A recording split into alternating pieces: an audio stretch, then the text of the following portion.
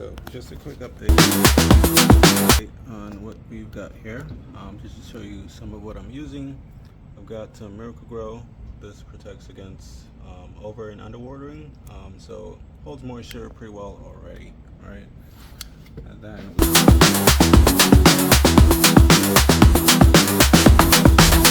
we've got the biochar over here. Boom, boom. So it improves water holding capacity of the soil, helps soil hold on to nutrients. All right, I'm also using that as the Electroculture layer.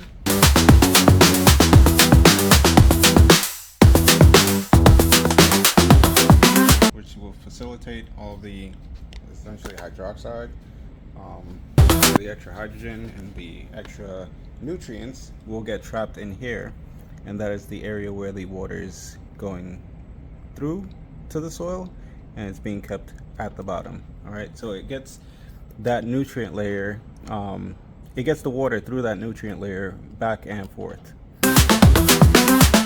This is where I've gotten to with the prizes. That's obviously the grand prize right there. Let me show you the top. Now, even with this sealed, it does collect a decent amount of moisture all the way to the bottom. As you can see, there's way more moisture at the bottom than there is at the top, which is what you want to see. All right, you see where it stops? There's actually a line of charcoal right up here because I try to separate it as much as possible just to provide enough gaps so that you can have layers of moisture, not everything just stuck on one layer. So these are almost done. This is kind of like what you're looking at right here. This is the rocks and the charcoal. They're all around the same level. I have a little bit more in this one because it's a bigger jar. So this is going to obviously hold more water. And the whole plan is for you to be able to fill it to about 1/3 of the bottle and leave the rest. All right, so the rest is going to be soil. But with gravity, the top should still be dry enough. Now bonsai, great example. Now this is more open, so there's a lot more passing air. But here's the beautiful part. When you put your finger right through it, and it's nice and moist on the bottom. That's what you want. Right? Dry on top, moist right underneath. And guess what? Put about towards the second line of water in both this and that. And on that actually has drainage.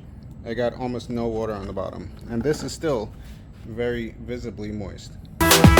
Okay, and this is the one with drainage. This one has no drainage. Okay, with drainage, no drainage. All right, I didn't go as much with, there's no rocks in this. It's only a little layer of charcoal on the bottom and the soil. And it's a slight charcoal mix in the soil because it has drainage. All right, this has no drainage. So I have the charcoal work and the stone work going around the actual plant itself. And this is the effect it has. There's a decent amount of water in here. Okay, a decent amount. It's all very moist. But you got a nice dry top. These are the ones that I'm using as test plants. A lot of visible water in the bottom. You can actually see it moving around. And then if we pop this open here, this is actually drier than this is. And this has drainage. Keep that in mind. This has drainage. This does not, and it's drier up top. All right, next one. Again, I've added a little bit of soil just because of the amount of water. This one is almost filled to the bottom of the carbon layer right here. But still not as damp as that one. Same thing with this one. This one has a little less water. You can actually see that there. Because I want to see when this will dry out completely. Now I've kept the caps on for a whole day. I'm going to take it off tomorrow because I have some basil in here. I'm just trying to keep the humidity at a decent amount. And naturally, this will stay humid within the space that it's in. Okay? So its environment is humid even if you don't have it in a humid space. So it still will be fine. Okay?